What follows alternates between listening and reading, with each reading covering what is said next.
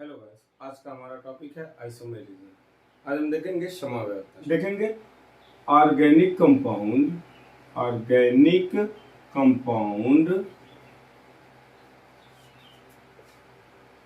Have same molecular formula but different physical and chemical properties are called isomers, and the phenomenon of forming isomer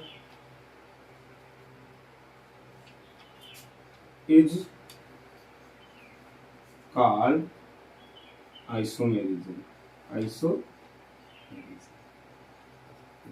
क्या है? Organic compound have same molecular formula but different physical and chemical properties are called isomer, and the phenomena of forming isomers is called isomerism. अब देखेंगे halo alkane में isomerism कितने types के होते हैं। Halo alkane में आइसोमेरिज्म दो प्रकार के होते हैं। पहला कौन सा? पहला होगा चैन आइसोमेरिज्म, चैन आइसोमेरिज्म। दूसरा है पोजीशन आइसोमेरिज्म, पोजीशन आइसोमेरिज्म। तो हम देखेंगे कि चैन आइसोमेरिज्म क्या होता है। मान लेते हैं कि चार कार्बन का हेलो एल्केन का 4 कार्बन का एक कंपाउंड है। जैसे एग्जांपल ले लिया जाए CH3 CH2 CH2 और CH2। अब देखिए इसमें यदि क्या हो जाए, यह CH3 कहाँ आके जुड़ जाए, यहाँ आके जुड़ जाए, तो आप उसे क्या कहेंगे कि यह क्या है, यह एक दूसरे का चैन आइसोमेरिज्म बनाएंगे। इसका नाम क्या हो जाएगा? इसका नाम है 1 ब्रोमो ब्यूटेन। अब देखते हैं कि इसका दूसरा हो जाए इसी टाइप्स का सेम मॉलिक्यूलर फार्मूला का एक अलग स्ट्रक्चर बन जाए CH3 CH3 और CH2। यह कहलाता है एक दूसरे का चैन आइसोमेरिज्म। इसका नाम हो जाएगा 1 ब्रोमो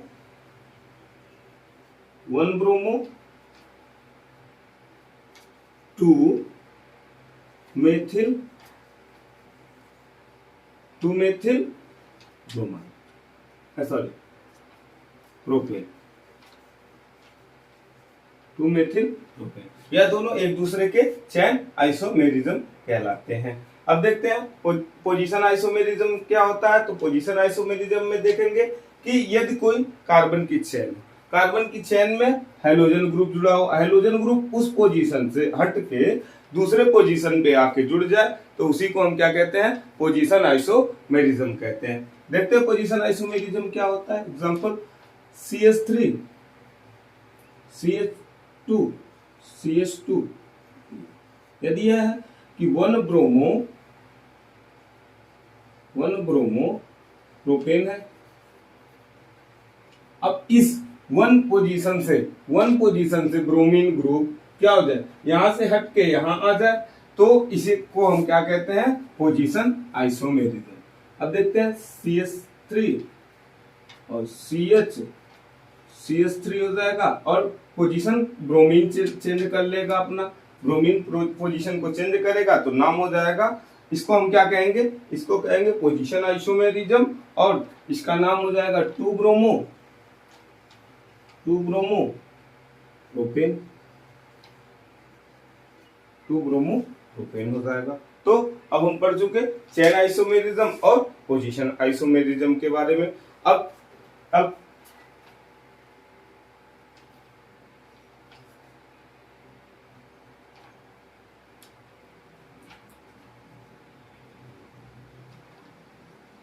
तो हम नेक्स्ट आगे देखेंगे, नेक्स्ट टॉपिक हमारा क्या, हम देखेंगे nature of C X bond.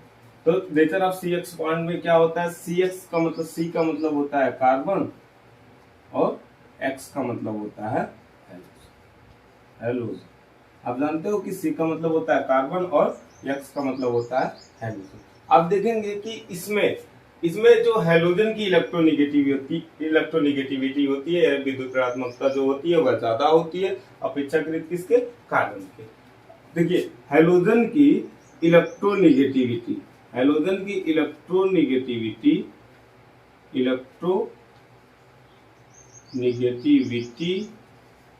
ज्यादा होती है एज कंपेयर टू कार्बन की electronegativity as compare to carbon से ज्यादा होती है। अब हम देखेंगे कि जब हेलोजन की इलेक्ट्रोनिगेटिविटी ज्यादा होगी एज कंपेयर टू कार्बन के तो क्या होगा। सबसे पहले जान लेते हैं इलेक्ट्रोनिगेटिविटी क्या होता है। तो हम कह सकते हैं electronegativity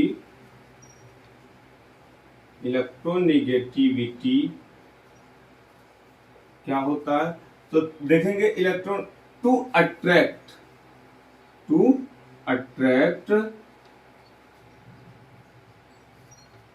bond electron towards it, यानी कि जो बॉन्ड के इलेक्ट्रॉन को अपनी तरफ आकर्षित करता है उस वही क्या कहलाता है, इलेक्ट्रोनिगेटिविटी। यदि कोई एटम है वह बॉन्ड के इलेक्ट्रॉन को अपनी तरफ आकर्षित करता है तो वह क्या कहलाता है, वह उसकी इलेक्ट्रोनिगेटिविटी कहलाती है, क्योंकि वह अपनी इलेक्ट्रोनिगेटिविटी की वजह से ही क्या करता है, बॉन्ड के इलेक्ट्रॉन को अपनी तरफ आकर्षित करता है। और देखिए पूरे पीरियोडिक टेबल में सबसे ज्यादा इलेक्ट्रोनिगेटिविटी होता है क्लोरीन का। क्लोरीन की इलेक्ट्रोनिगेटिविटी सबसे ज्यादा होती है,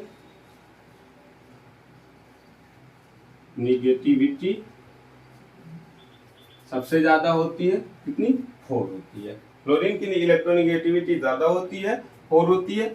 अब देखिए इस इलेक्ट्रोनिगेटिविटी की वजह से हेलोजन की इलेक्ट्रोनिगेटिविटी अधिक है, इसकी वजह से इस पे हेलोजन क्या करता है, हेलोजन अपनी तरफ इलेक्ट्रॉन को आकर्षित करता है और इसकी वजह से हेलोजन की इलेक्ट्रोनिगेटिविटी ज्यादा होती है। इस वजह से इस पे आ जाते हैं पार्शियल निगेटिव के चार्ज और इस पे आ जाते हैं पार्शियल पॉजिटिव के चार्ज, क्योंकि यह इलेक्ट्रॉन को अपनी तरफ खींचता है। अब देखेंगे order of bond length. Order of bond length क्या होता है, तो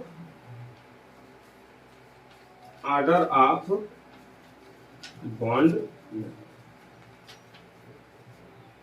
आप देखेंगे order of bond length in CX bond.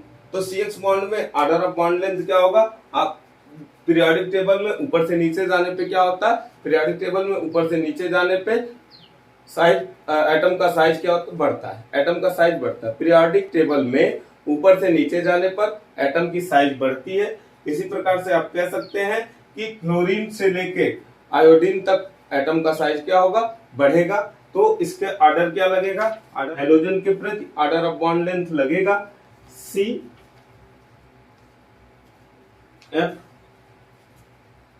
C Cl C Br C।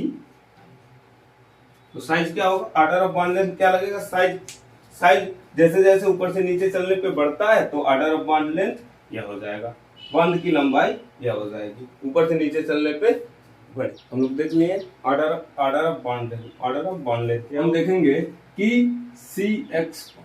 CX बंध पे पोलरिटी। अब देखिए यह जो होता है पोलरिटी, ये डिपेंड किस पे करती है, डिपेंड करती है इलेक्ट्रोनिगेटिविटी पे। इलेक्ट्रोनिगेटिविटी जितना ज्यादा होगा इसका Q का मान उतना ज्यादा होगा, आवेश इसका उतना ही ज्यादा होगा। जितना इलेक्ट्रोनिगेटिविटी होगा उतना इसका आवेश होगा, और इसकी वजह से इस पे क्या जनरेट होगा, पोलरिटी। अब देखिए ये पोलरिटी या डाइपोल क्या होता है, तो पोलरिटी की वजह से क्या जनरेट होता है, डाइपोल। अब देखिए डाइपोल क्या होता है, तो डाइपोल यानी कि इस एटम पे प्लस और माइनस का चार्ज जो होता है वह डाइपोल को डिनोट करता है, डाइपोल क्या होता है। अब देखिए यह डाइपोल मोमेंट ऊपर से देखिए, अब डाइपोल डिपेंड किस पे करता है, म्यू बराबर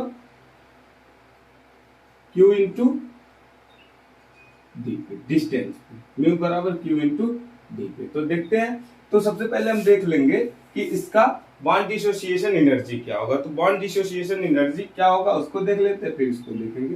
तो बॉन्ड डिसोसिएशन एनर्जी आपको पता है कि ऊपर से नीचे चलने पे साइज क्या होती है, एटम की साइज बढ़ती है। तो देखते हैं कार्बन का साइज क्या होगा, कार्बन का साइज तो ऐसे एज इट इज रहेगा, तो फ्लोरीन का साइज यह है। फिर उसके बाद नेक्स्ट दूसरे कार्बन का साइज क्या होगा, यह होगा, और फिर क्या होगा, क्लोरीन का साइज है। ऐसे ही आप फिर कार्बन का साइज देखेंगे, फिर अब ब्रोमीन का साइज है, फिर देखेंगे, फिर आयोडीन का साइज है। तो ऊपर से नीचे चलने पे क्या हो रहा है, साइज क्या हो रहा है, डिस्टेंस क्या हो रहा है, बढ़ रहा है। इनके एटम के बीच के डिस्टेंस क्या हो रहा है, बढ़ रहा है। ऊपर से नीचे चलने पे डिस्टेंस बढ़ रहा है। तो आप देखेंगे कि डिस्टेंस जब बढ़ रहा है तो बॉन्ड डिसोसिएशन एनर्जी का ऑर्डर क्या लगेगा, बॉन्ड डिसोसिएशन एनर्जी का ऑर्डर लग जाएगा। Order of bond dissociation energy यहां देख लेते हैं, order of bond dissociation energy. Bond dissociation energy क्या होगा, बॉन्ड डिसोसिएशन एनर्जी सबसे कम होगा CI,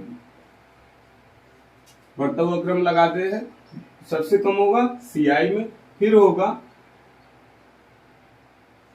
CBr, फिर होगा CCl, सबसे ज्यादा होगा C।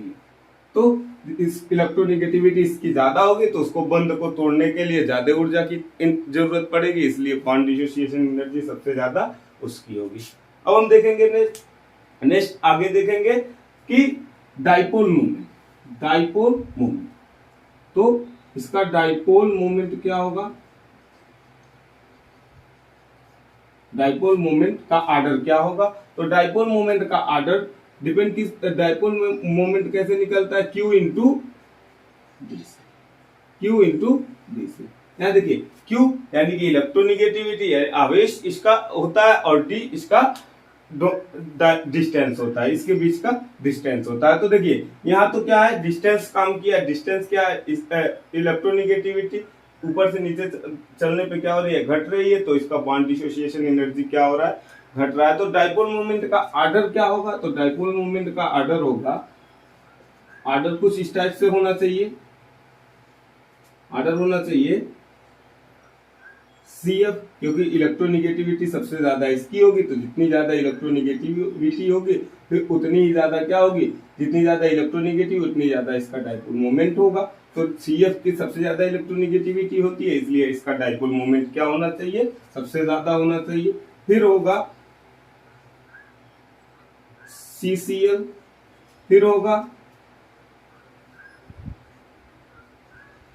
CBr, फिर होना चाहिए C।